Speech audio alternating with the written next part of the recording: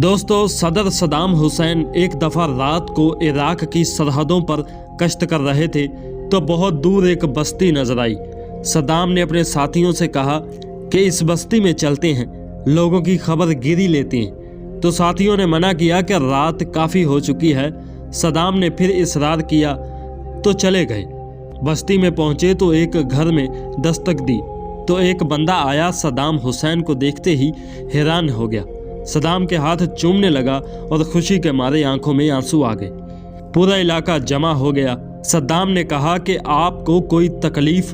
तो लोगों ने कहा कि बहुत खुश हैं, किसी किस्म की तकलीफ नहीं है। सदाम ने कहा बस मेरे लिए दुआ की दरख्वास्त है, जब तक मैं जिंदा रहा उस वक्त तक चैन से सोते रहो, जब मैं चला गया तो तुम कभी सो नहीं पाओगे।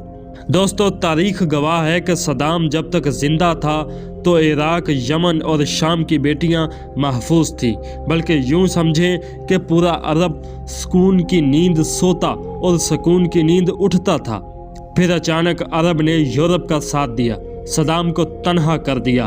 अमेरिका ने इराक पर चढ़ाई कर दी और सद्दाम हुसैन तख्तादार पर लटक गया।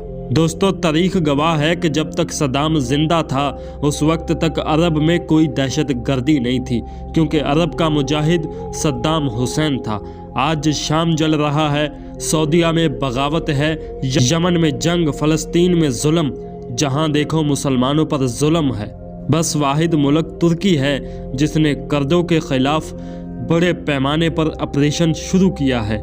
अल्लाह तुर्की को फतह नसीब फरमाए और तैयब एर्दोगान को अल्लाह उम्र दराज नसीब फरमाए, आमीन। या अल्लाह, हमने सुना था कि कौम आद पर अजाब आया, कौम समूद पर अजाब आया, कौम शुएब पर अजाब आया, कौम लूत पर अजाब आया। या अल्लाह, तूने फ़िरौन को गर्क किया। या अल्लाह, तूने कारून को गर्क किया। या अल्लाह, तूने नमरूद को गर्क किया।